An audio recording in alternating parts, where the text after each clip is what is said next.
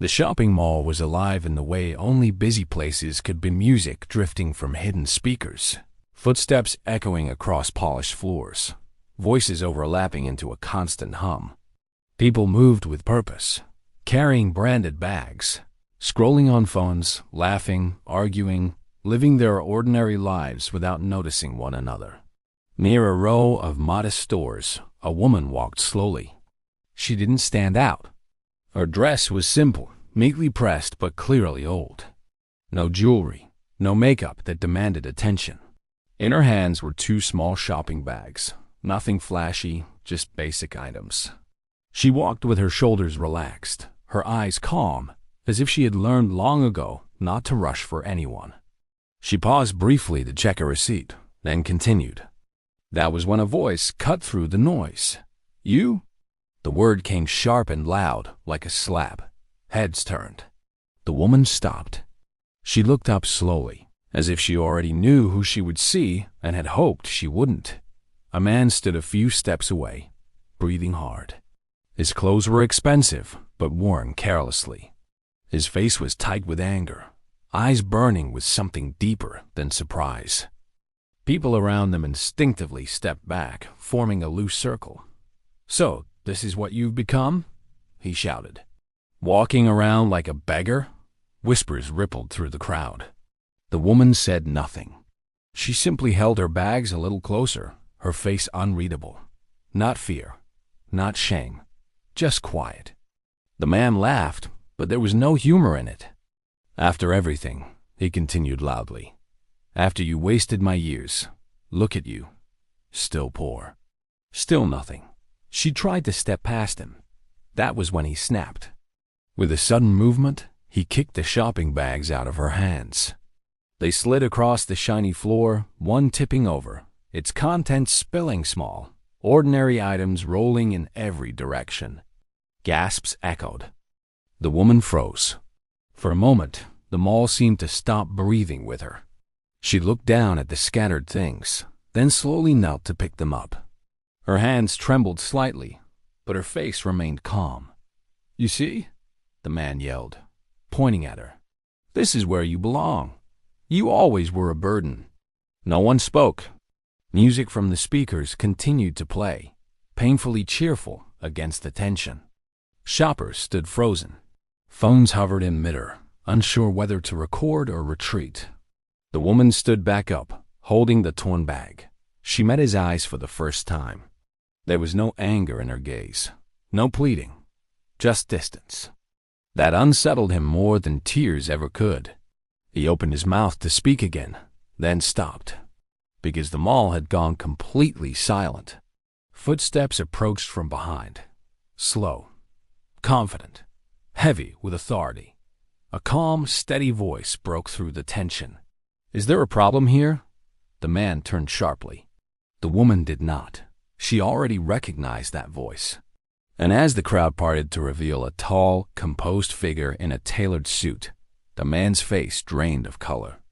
Because what he didn't know, what he could never have imagined, was that this poor woman he had just humiliated was now the wife of one of the most powerful billionaires in the country. Before that moment in the mall, before the stares, the silence, and the public humiliation, there was a life the woman once lived quietly, far from polished floors and watching eyes. She had been a wife once. Not the kind you boast about, but the kind you lean on when life is heavy. She married with hope, not expectations of luxury, but dreams of partnership. Back then, she believed love could grow alongside struggle, that two people pulling together could rise, even if the road was long. She cooked, cleaned, encouraged, and sacrificed without keeping score. When money was tight, she stretched it. When opportunities failed, she offered comfort instead of complaint. She was loyal in ways that never made noise. But loyalty, when paired with pride, often goes unseen. The man she married was different. He was ambitious, yes, but also deeply proud. He measured life by what others could see.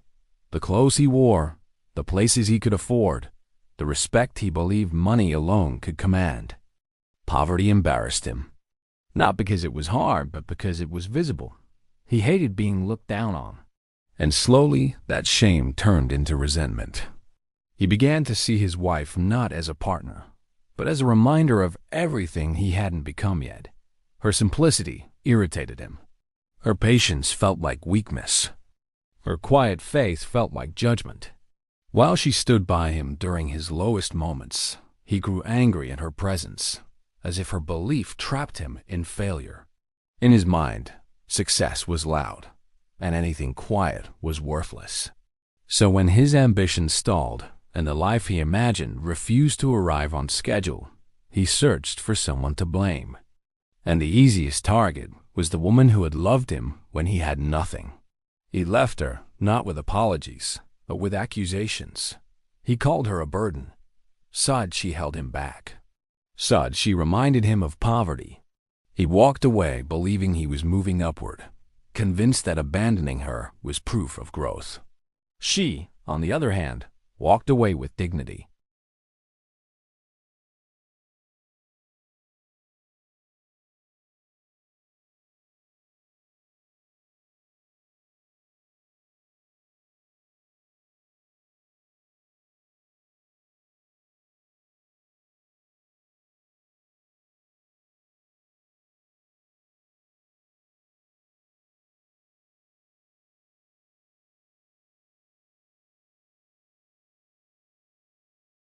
No shouting, no public scenes.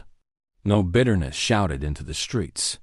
She carried her pain inward and rebuilt her life slowly, step by step, far from the eyes of those who once dismissed her. Years passed. Time, as it always does, rearranged everything. And now fate had placed them in the same space again under bright lights. Among strangers, where judgment comes quickly and appearances speak louder than truth. This story is not about revenge. It is not about shouting victories or humiliating those who once caused pain. It is a lesson about how pride blinds, how patience strengthens, and how true elevation often happens in silence long before the world ever notices. Because the most dangerous mistake a person can make is judging someone's worth by what they appear to be today. Before bitterness entered their home, there was love, simple, hopeful, and unfinished. They met when life was still light enough to believe in promises. He was ambitious, full of ideas and plans he spoke about with bright eyes. She was steady, warm, and patient, the kind of woman who listened more than she spoke, who believed that consistency mattered more than charm. Their love didn't begin with wealth or comfort. It began with shared meals made from little, late-night conversations about the future, and the quiet confidence that if they stayed together, things would eventually work out. They married young, not because they had everything figured out, but because they trusted each other. Their home was small, their furniture mismatched. Their dreams, however, were enormous. She believed in him fiercely. When he talked about success, she saw it before it existed. When he failed, she refused to let those failures define him. They struggled financially, emotionally, constantly. There were months when rent came late and meals were stretched thin. Times when rejection letters arrived more often than opportunities. But through it all, she remained his anchor. She encouraged him after long days, reminded him of his strengths when doubt crept in, defended him when others whispered about his lack of progress. She never compared him to anyone else. She never complained. She believed that love meant endurance. But something inside him began to change. At first, it was subtle. Silence replacing conversation. Irritation where gratitude once lived. He started coming home late, not because of work, but because he didn't want to face the life he felt trapped in. The more he struggled to rise, the more ashamed he became of where he was and who he was with. Poverty stopped feeling like a shared challenge. It started feeling like a personal failure. And instead of fighting it, he looked for someone to blame. He began to resent her calm. Her patience felt like judgment. Her loyalty felt suffocating. In his mind, she represented stagnation, the reminder of years spent trying and failing. He wanted transformation, applause, recognition. And she with her quiet support and humble ways, didn't fit the image of the life he believed he deserved. He started speaking to her differently. Shorter sentences, sharper words. Small arguments turned into accusations. He questioned her usefulness, mocked her lack of ambition, ignoring the fact that she had sacrificed her own dreams to support his. He told himself lies, that she was holding him back, that if she weren't there, he would already be successful. The man she loved slowly disappeared. In his place stood someone bitter, defensive, and ashamed. The breaking point didn't arrive all at once. It came in pieces: missed meals, cold silences, contempt disguised as honesty. Until one day, he said the words that shattered everything. "You're a burden." He didn't shout. He didn't cry.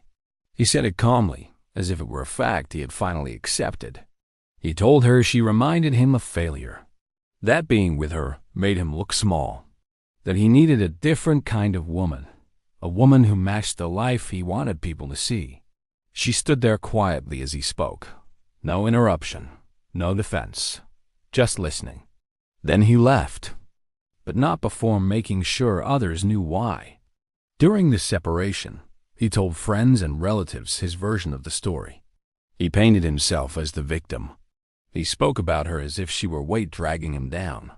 In public spaces, he dismissed her openly. When people asked, he laughed and said, "I had to let her go if I wanted to move forward." The humiliation was deliberate. He wanted distance, not just from her, but from the life they shared.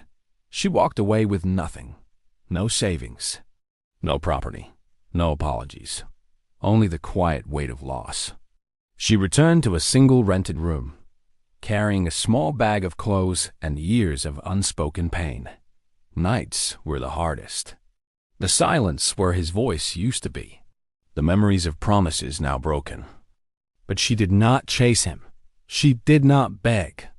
She did not curse his name. She chose dignity. She worked where she could. Took jobs others ignored.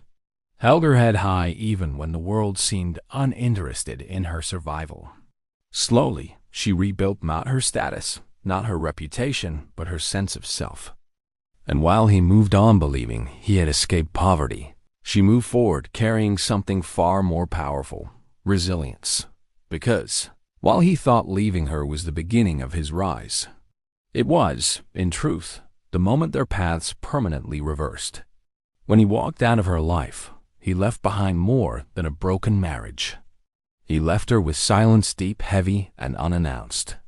There were no dramatic goodbyes, no closure neatly tied with apologies.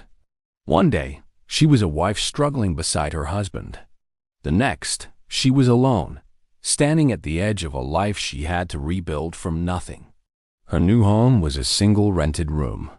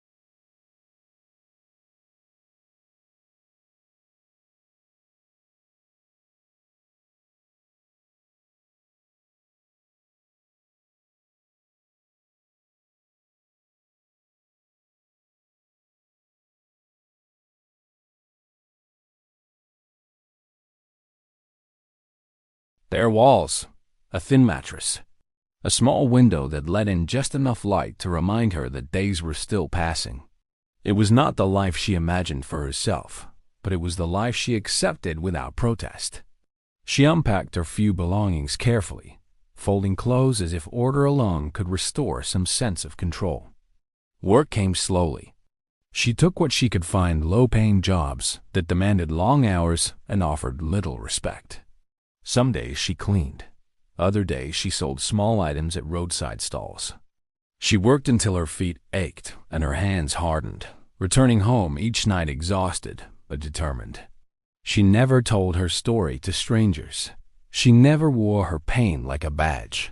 No complaints. No bitterness. When people asked about her past, she answered simply. Life happened, she would say, and changed the subject. She refused to let the wounds of yesterday define the shape of her tomorrow. There were moments, of course, when the weight pressed harder than usual. Nights when hunger lingered longer than sleep. Days when rejection felt personal. But even then, she chose restraint. Instead of anger, she chose patience. Instead of resentment, she chose endurance. What surprised people most was how she treated others.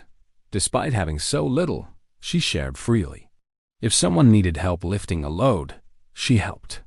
If a neighbor was sick, she checked in. If a child needed encouragement, she offered it. Her kindness wasn't loud or performative. It was habitual, almost instinctive. And she refused to pass it on. In quiet ways, she became a pillar in places no one noticed. The woman who stayed late to help without being asked. The one who listened without judgment. The one who never spoke badly of her ex-husband, even when others tried to provoke her. Why are you still kind after everything? Someone once asked her. She smiled gently and replied, because anger costs more than I can afford. Her dignity became her shield. She dressed simply, not because she had to, but because she didn't need more to feel whole. She walked with her head held high, even when her shoes were worn.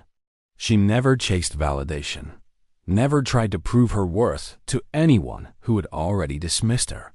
She's proud, some said. They were wrong. She was at peace. Years passed, slowly reshaping her life. She learned new skills. She saved small amounts. She allowed herself to hope again, not for luxury, but for stability, for quiet mornings without fear, for evenings where rest didn't feel like surrender. And then, unexpectedly, something shifted. Opportunity arrived not with fanfare, but with conversation. A chance meeting, a simple exchange of respect. Someone noticed her work ethic. Someone saw her intelligence. Someone listened when she spoke. And for the first time in a long time, she was not seen as abandoned or broken, but as capable. Still, she did not rush. She remained cautious, grounded, grateful, because suffering had taught her a truth wealth could not. That character, once lost, is difficult to recover, but once protected, becomes unshakable. She lost a husband, the narrator would later say, but not her self-respect. And that quiet choice to remain whole when the world gave her every reason to break was the foundation upon which her future would rise, unseen, unannounced, and unstoppable. Change did not arrive in her life with noise or spectacle. It came the way most meaningful things do, quietly, almost unnoticed. She met him on an ordinary day. No dramatic setting, no grand introduction. Just a brief conversation that began with courtesy and lingered because it felt different. He was calm in a way that felt rare, especially to someone who had lived through chaos. He didn't rush his words. He didn't dominate the space. He listened, truly listened, without interrupting, without correcting, without trying to impress. That alone disarmed her.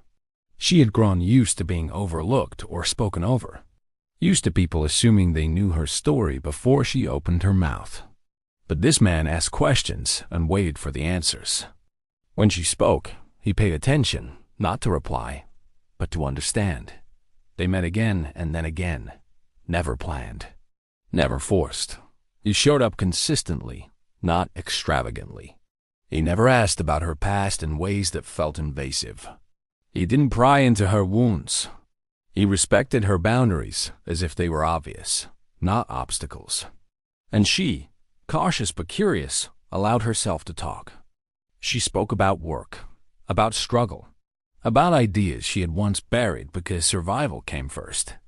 One afternoon, almost apologetically, She mentioned a small business idea, nothing ambitious, just something practical, something that could give her independence.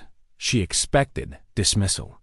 Instead, he leaned in slightly and asked, "How would you start?" That question changed everything. He didn't offer money. He didn't give instructions. He simply encouraged her to think bigger than fear.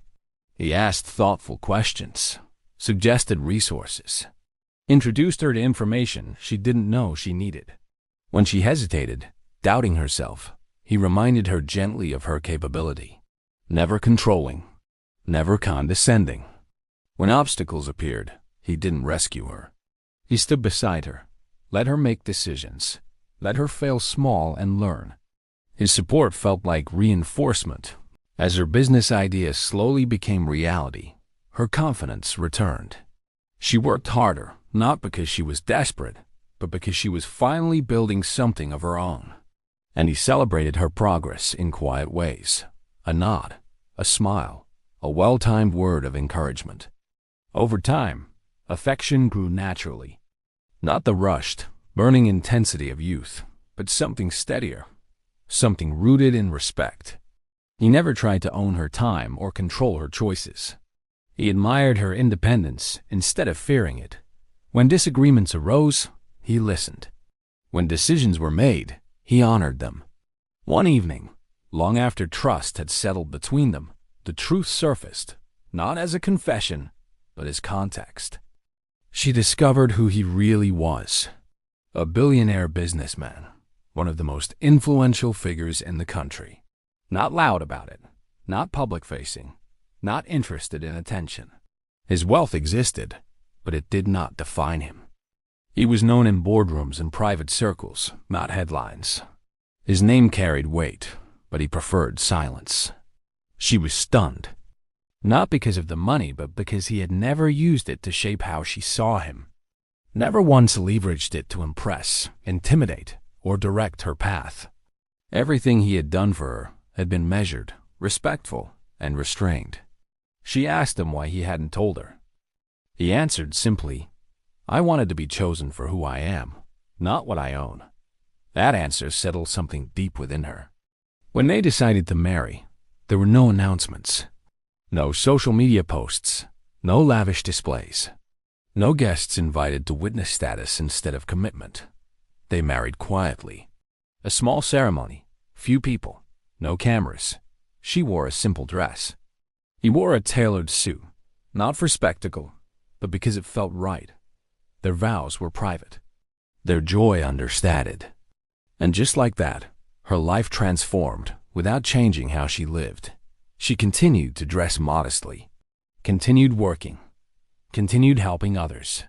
She did not announce her new status. She did not seek validation. Wealth entered her life, but it did not replace her values. She had already learned who she was without it. And that was the difference. Because when success finally came, it found a woman who did not need to prove anything, and a man who did not need to display everything. Together, they built a life rooted not in appearance, but in substance. A life so quietly elevated that the world would never see it coming. While her life was slowly finding balance, his was quietly unraveling. At first, he believed leaving her had been the right decision. He told himself he had chosen ambition over comfort, progress over stagnation. For a while, the illusion held. New connections, short-lived opportunities, and borrowed confidence carried him forward. He spoke loudly about his plans, his future, his inevitable rise. But ambition without discipline is fragile. The job he depended on disappeared. First cutbacks, restructuring, promises that never materialized. He tried business next, pouring borrowed money into ventures he didn't fully understand. Each failure chipped away at his confidence, though he hid it well. Pride demanded he appear successful, even as his savings thinned and debts piled up. Frustration became his constant companion. He blamed everyone but himself, former partners, bad timing, the economy, anyone except the man staring back at him in the mirror. In quiet moments, doubt crept in. but he pushed it away with arrogance, convincing himself that his struggles were temporary, that greatness was still owed to him. And through it all, he thought of her, not with regret, with superiority. He imagined her life frozen in the moment he left small room, low wages, limited future. In his mind, she was proof that he had made the right choice, that leaving her was necessary, that if he was struggling now, at least he wasn't stuck like she must be. The thought comforted him, until it didn't. Bills became harder to ignore. Friends grew distant. Invitations stopped coming. The people who once admired his confidence began to see through it, and with every closed door, his bitterness deepened. He needed someone to look down on, someone to remind him he was still above someone. That was when fate intervened. The shopping mall was not a place he visited often anymore. It represented a life he could barely afford, a reminder of things slipping beyond reach. But that day, necessity brought him there. A small errand, a quick visit, nothing more. Then he saw her. She stood near a modest store, dressed simply, holding small shopping bags. No jewelry, no sign of wealth. No visible change from the woman he remembered abandoning. His heart jolted not with surprise, but with satisfaction. So this is where you ended up, he thought. Years had passed, yet in that instant, his assumptions filled in every gap. He didn't see resilience. He didn't see growth. He didn't see peace. All he saw was confirmation of his belief that she had failed without him. The bitterness inside him surged forward, finding a target at last. He approached her loudly, confidently, feeding off the imagined power imbalance. Each word he spoke was designed to reclaim control, to reassert dominance, to remind himself and her that he was still superior. He didn't consider context. He didn't notice the calm in her posture, the absence of desperation, the quiet certainty in her movements. He mistook simplicity for weakness, and in that moment, his pride blinded him completely.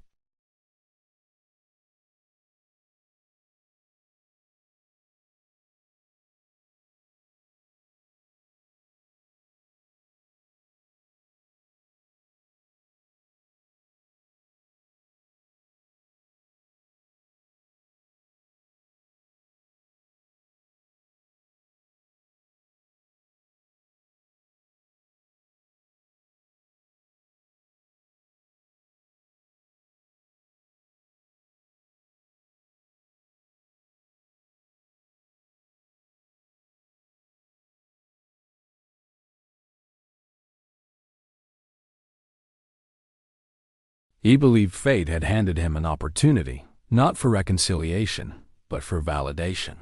A chance to unload years of frustration onto someone he believed would absorb it silently. What he didn't understand was this. While his life had been shrinking, hers had been expanding, just beyond the reach of his imagination.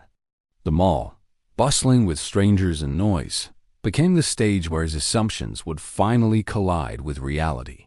And as he stepped closer, fueled by anger and arrogance, he had no idea that the very place he chose to assert dominance would soon expose how far he had truly fallen. Because sometimes, the greatest downfall isn't losing everything. It's realizing too late that you misjudged the one person who rose without needing you at all. The moment stretched longer than it should have. People were already slowing their steps, curiosity pulling them closer. Whispers began before the confrontation fully ignited, soft at first, then spreading like a ripple across the polished floor. The man stood directly in front of her now, close enough that she could smell the sharp edge of his frustration. "Wow, look at you," he said, his voice loud enough to turn heads. "I always knew this would be your ending." She didn't respond. That silence irritated him. He circled her slowly, as if inspecting evidence. "After all these years," he continued, laughing bitterly, "you're still shopping like this? Small bags, cheap stores." Nothing changed. A few people exchanged uneasy glances. Someone coughed. Another person suddenly stepped back, sensing the tension. She remained still. "You remember when you told me patience would pay off?" he mocked. "Look around.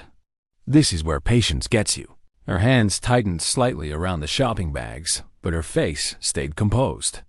She looked past him, not at him, already distant, already removed.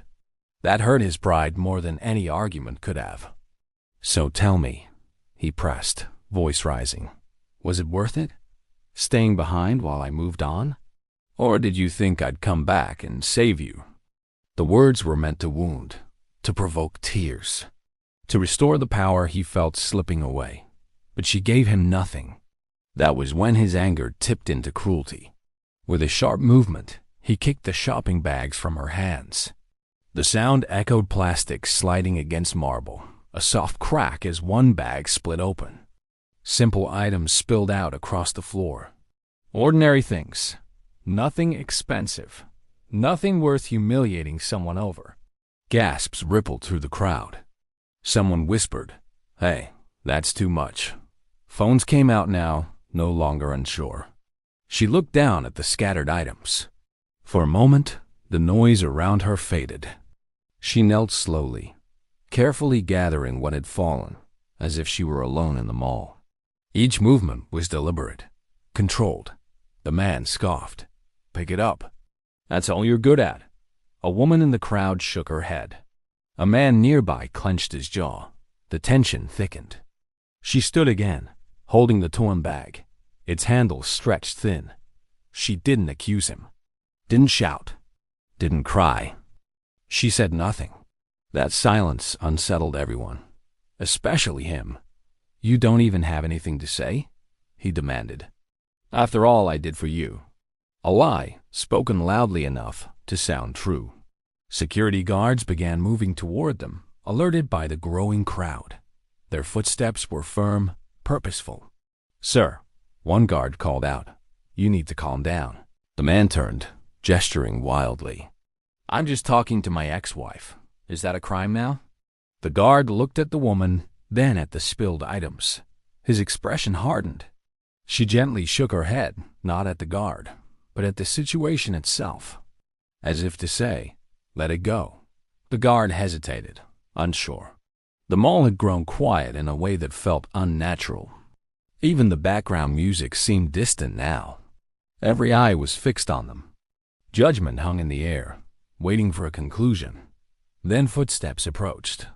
Not hurried, not aggressive, measured, confident. A presence moved through the crowd without effort. People instinctively stepped aside, not knowing why, only sensing that something had shifted. The guards straightened unconsciously. A calm, steady voice cut through the silence. "Is there a problem with my wife?" The words landed softly, but carried weight. The man froze. Slowly, he turned. Behind him stood a tall figure in a tailored suit, posture relaxed, expression composed. No anger, no urgency, just quiet authority. His eyes moved first to the woman, scanning her face, not with concern, but with familiarity. Then to the torn bag in her hands. Then, finally, to the man who had kicked it. The crowd murmured. Security stiffened. The man laughed nervously. "Your wife?" he scoffed. "You must be joking." The woman looked up then. For the first time since the confrontation began, her eyes softened. She didn't need to speak.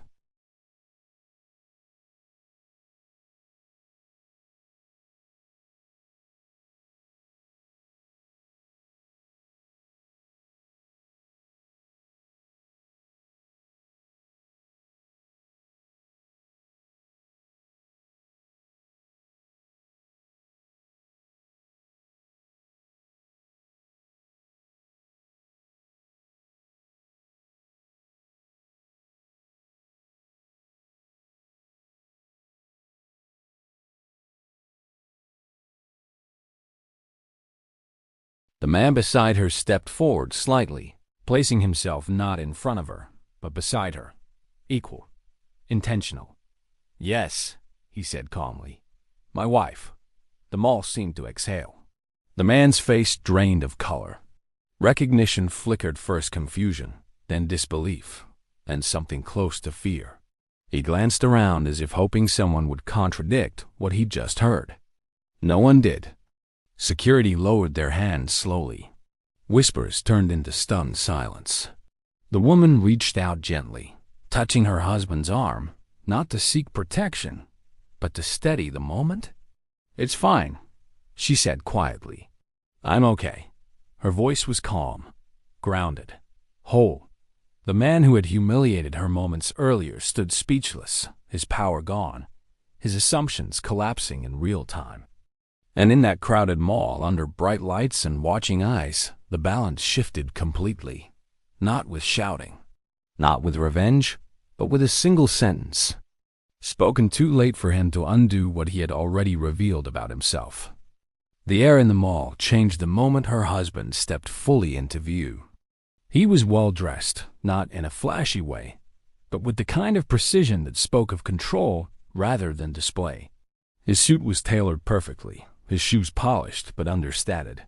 Everything about him suggested intention. He didn't rush. He didn't raise his voice. He didn't need to. He simply stood there. And somehow, that was enough. Mall staff began to react before anyone else did. A store manager straightened abruptly. One of the security guards stiffened, recognition flashing across his face. Another quietly reached for his earpiece, murmuring something urgent. The crowd noticed. Whispers shifted in tone, no longer fueled by curiosity, but confusion. Then disbelief. The ex-husband followed their gazes, trying to understand what had changed. His chest rose and fell quickly now, bravado draining from his posture. He looked at the man beside his ex-wife again, more carefully this time. The calm, the confidence, the way security suddenly deferred instead of intervened. Something felt wrong. Who are you?" he asked, forcing a laugh that didn't quite land. The man didn't answer immediately. His eyes moved once more to his wife, checking her expression, not for permission, but for understanding. When she nodded slightly, he turned back. "My name doesn't matter here," he said evenly. "What matters is how you treated her." The ex-husband opened his mouth to respond, but stopped, because the store manager approached, visibly nervous. "Sir," the manager said, addressing the man in the suit with a respectful bow of the head, "we weren't expecting you today." That was when it hit him. The ex-husband's face went pale. "What do you mean, expecting him?" he asked sharply. No one answered him directly. The manager continued, voice low but audible enough to carry. "Security has been informed. Would you like us to clear the area?" The man in the suit shook his head calmly. "No need. Clear the area?" The ex-husband looked around wildly now. People weren't just watching anymore. They were staring. Some were already piecing things together. Others sensed the gravity of what was unfolding, even if they didn't yet understand it. Then the words came, quiet, measured, final. "This mall," the man said, "is part of my company's portfolio." The silence that followed was absolute. No gasps this time, no whispers, just shock. The ex-husband staggered back a step, as if the floor had shifted beneath him. His eyes darted from the man, to the surrounding stores, to the security guards who now stood straighter than before. "No, that's not," he began. "It is," the manager said softly, almost apologetically. "Sir owns the complex." Reality crashed in waves. The man he had just mocked, the woman he had just humiliated, the place he had chosen to assert power, all of it belonged to them.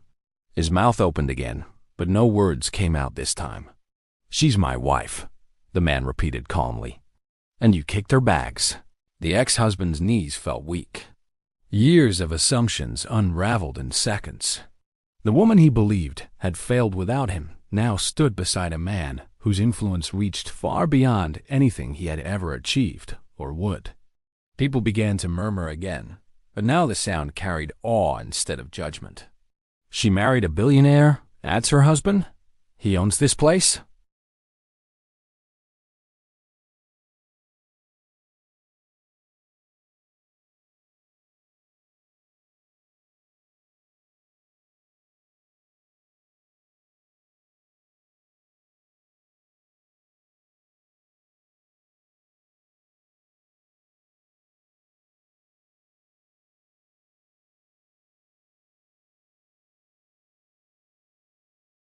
The ex-husband felt smaller with every breath. Security stepped closer, not aggressively, but decisively. Consequences hovered just inches away. Legal action. Public disgrace. Arrest. He could see it all unfolding. And then, unexpectedly, the woman moved.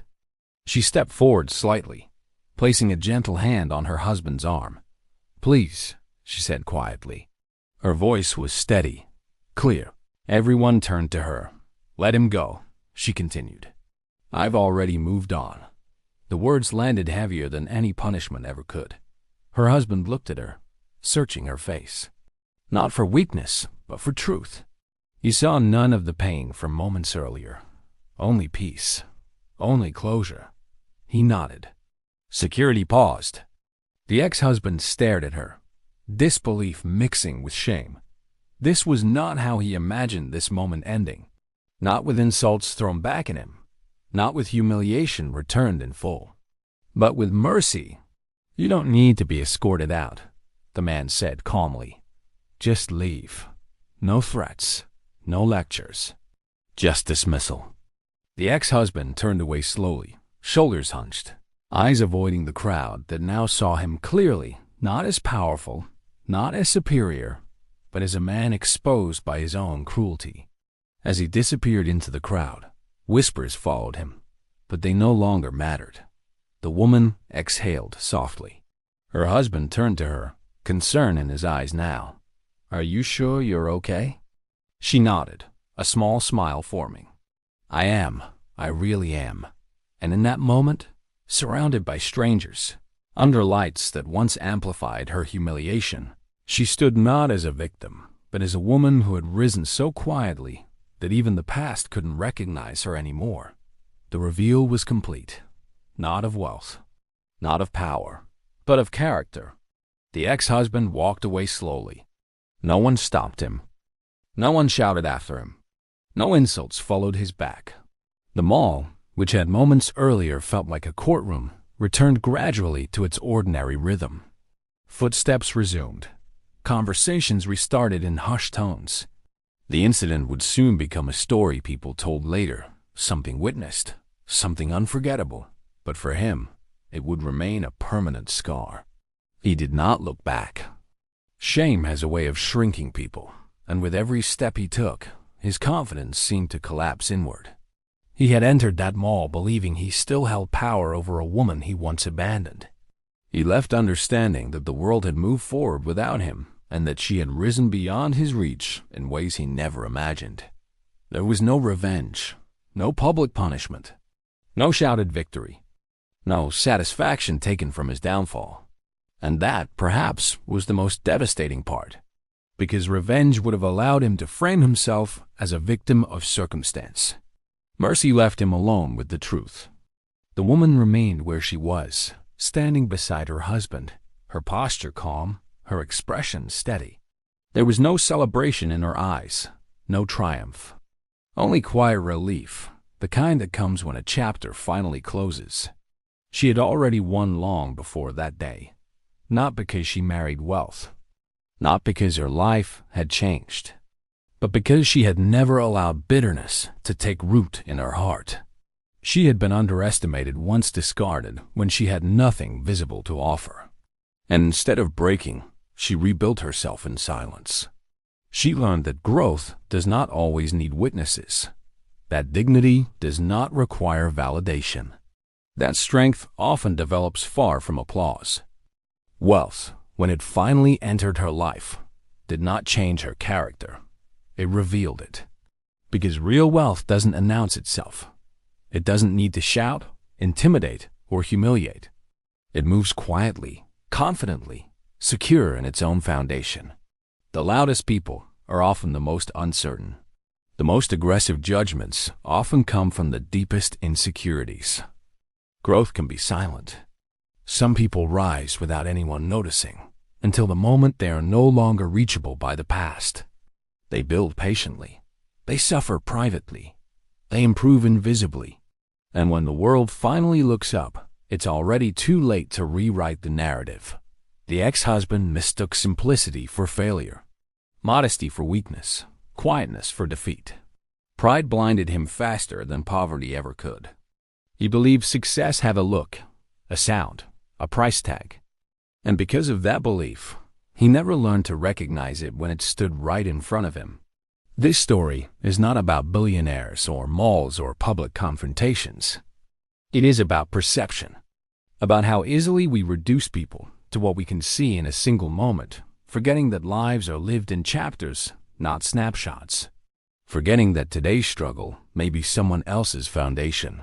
Forgetting that the person we dismiss might be the one who has endured the most and learned the most. The woman did not need to explain herself. She did not need to prove anything. She did not need the world to know her story, because peace is loud enough for those who carry it. And as she walked away with her husband, hand in hand, she carried nothing from the past with her. Not anger, not resentment, not regret. Only gratitude for the journey that shaped her into someone who could stand unshaken when tested publicly. So the question lingers quietly, uncomfortably, honestly. How many people have you underestimated? Just because they looked ordinary? How many lives have you judged mid-chapter? How many stories have you dismissed before they had time to unfold? Because sometimes the most extraordinary transformations are happening right beside us in silence.